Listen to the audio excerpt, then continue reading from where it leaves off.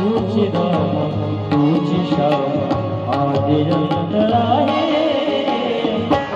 अंतरात तो मानत आहे मान दे तुझा देव आहे मंदिरात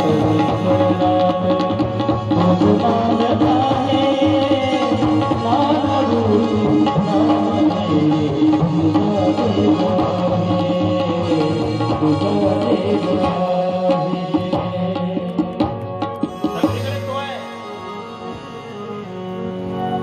सौभरी ऋषी यमुनेच्या डोहात गेले, तपश्चर्या करत आहेत.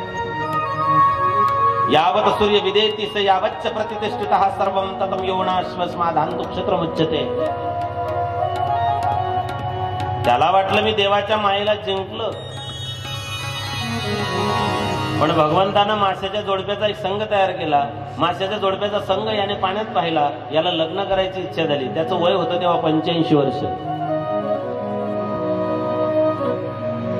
वयाच्या 85व्या वर्षी याला लग्न करायची इच्छा झाली.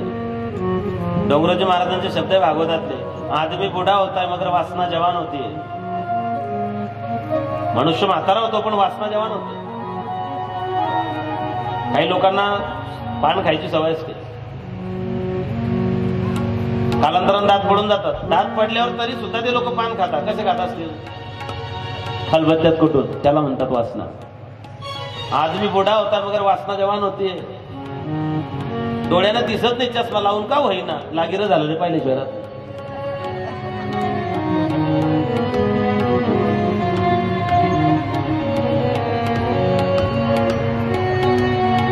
याला लग्न करायची इच्छा झाली, या पाण्याच्या बाहेर आला. त्याने विचार केला मला मुलगी देईल कोण? तो राजाकडे गेला, सांगितलं राजा तुला 50 मुली आहे. म्हणले मग एखादी पोरगी मला देऊन टाक. बापाने विचार केला, जी मुलगी याच्या पदरी बांधली तिचं वाटोळच होईल. बापाला सगळ्यात जास्त चिंता असते ते मुलीच्या संसाराची. बाप सगळ्यात जास्त चिंता करतो ते पोरीच्या संसाराची. खर तर मुलींचे सगळे लाड तिचा बापच पुरवतो. त्याला बऱ्याच वेळा बायकोचं ऐकावं लागतं, जास्त लाडवू नका, डोक्यावर घेऊ नका, पोरीची जात आहे, तुम्ही फार लाडवून ठेवली तिला. बाप एक शब्दही बोलत नाही. तुम्ही अनुभव घ्या, मुलांनी जर एखादी वस्तू बापाकडे मागितली तर बाप टाळाटाळी करतो, अडचण असेल तर. पण जर पोरीने एखादी वस्तू मागितली तर बाप अजिबात मागचा पुढचा विचार न करता पोरी ती वस्तू आणतो. तुमचे लाड तुमचा बाप पुरवतो.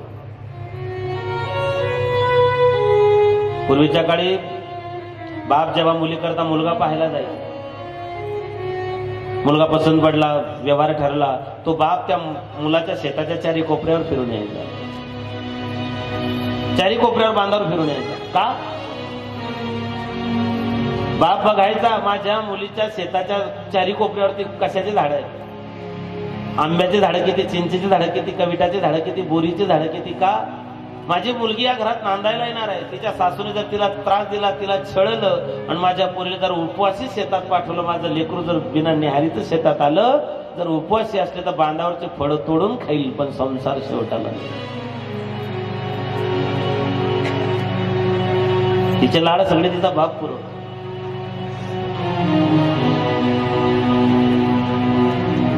लग्न झालं, मुलगी सासरी गेली, सासरून माहेरी आली की बस स्टँड पासून लोक विचारतात, रिक्षा स्टॉप पासून, काय बेटा कसं आहे तुझं? चांगलंय काकू. कसं आहे पोरी? चांगलंय काका. कसं आहे? मस्त आहे, आनंदात आहे, सुखात आहे, बरं आहे.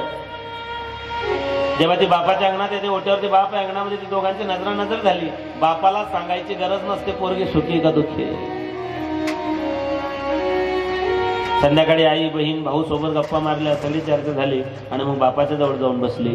बापाने विचारलं बेटा आता सांग काय ते. तिने सांगितलं बाबा मध्यस्थ्यांनी फसवलं आपल्याला.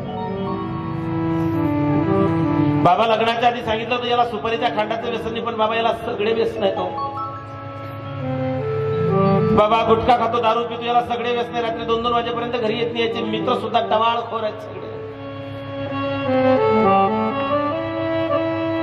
बाबा लग्नाच्या आधी सांगितलं होतं याला सुपारीच्या खांडाचं व्यसन नाही, पण याला देवाचं देव पण टळेल, पण याचं दारू पिणं टळत नाही. हो बाबा 18 वर्षापर्यंत माहेरी असताना माझ्यातून काही चूक झाली असेल, काही नुकसान झालं असेल, पण तुम्ही साधे डोळे वटारून सुद्धा पाहिलं नाही. एक दिवशी याच्या मित्रांना हा घेऊन घरी आला, मला सांगितलं सोड्याची बाटली घेऊन ये. मी नकार दिला. बाबा याने मला केसांना फरफटत अंगणामध्ये नेलं, लाथा बुक्क्याने तुडवलं, गुरा ढोरासारखं मारलं. मला जनावरासारखं याने, गुरा ढोरासारखं याने मला रस्त्यात गल्लीत मारलं. सगळी गल्ली पाहत होती.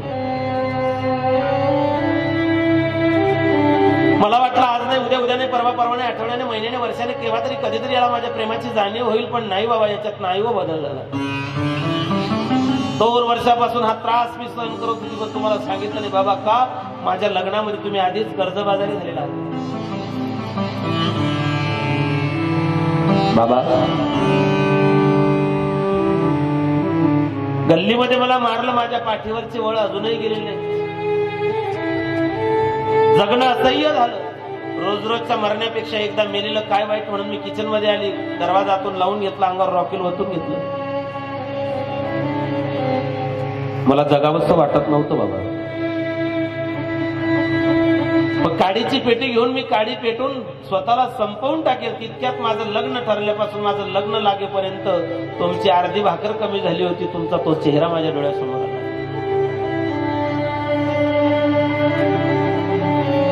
माझ्या लग्नाच्या दिवशी तुम्ही सगळ्यांच्या पाया पडल्यात, बँडवाल्याच्या, मंडपवाल्याच्या, स्वयंपाक्याच्या, बेवड्यांच्याही पाया पडल्या.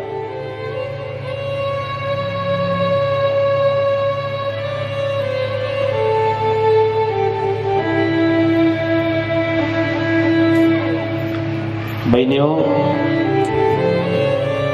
तुमच्या लग्नाच्या दिवशी तुमच्या लग्नाच्या पंक्तीत सगळे जेवलेले असतात.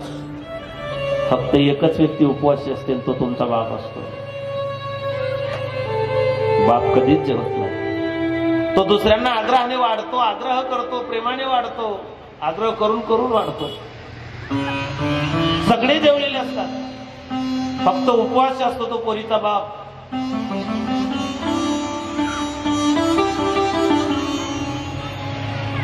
मुलीचं लग्न लागलं, कन्यादान झालं. भारतीय संस्कृतीतला सगळ्यात करुण प्रसंग कोणता असेल तर मुलीला निरोप देणे.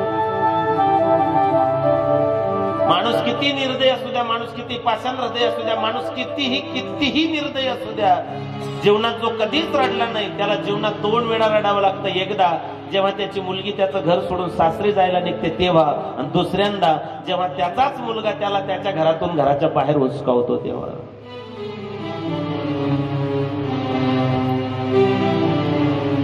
मुलीला निरोप देताना बाप त्या मंडपातल्या कुठल्या तरी बांबूला धरून रडत असतो, जो कधीच रडला नाही. बाप साठवितो अश्रू फक्त एका क्षणासाठी, जन्मभराचे रडतो लेक जाताना सासरी. जो कधीच रडला नाही तो मुलीला निरोप देताना मंडपातला बांबू धरून ढसा ढसा रडतो, लहान लेकरासारखा रडतो. ज्या मुलीनं बापाला कधीच रडताना पाहिले तो बाप तिच्या लग्नात तिला निरोप देताना रडतो. बापानं त्या पोरीच्या सासूच्या समोर हात जोडावे आणि तिला विनंती करावी. बाबा, तुमचा तो चेहरा डोळ्यासमोर आला. बाप विनंती करतो तिच्या सासूला, विहीन बाई विनंती करीतो, पदरात घ्या हो आम्हा, लेक समजून तिला ओ